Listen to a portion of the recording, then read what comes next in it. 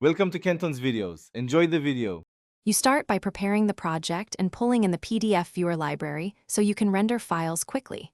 First, create a new Android app using Kotlin or Java and open Module Build. Gradle, add the Android PDF viewer dependency, then sync the project so Gradle fetches artifacts. Once done, declare read external storage in Android manifest. XML and implement a runtime permission prompt. This prevents crashes when loading files from device storage. Make sure to enable Jetifier if using Android X libraries to avoid compatibility issues. Now you wire UI to code and actually load a PDF so the viewer displays content. In the activity layout, add the PDF view widget and give it match parent dimensions. Then in your activity, bind it with Find View by ID or View Binding.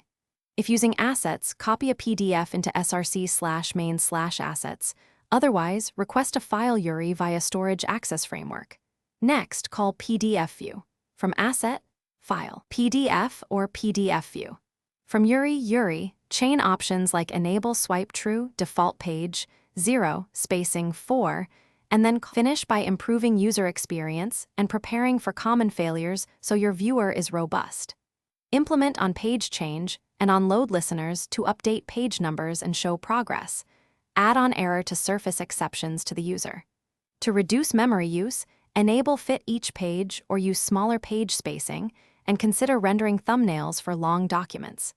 If you encounter a blank screen, first verify runtime permissions and that the dependency version matches Android X. Then inspect logs for file, not found exception, or security exception and retry after fixes.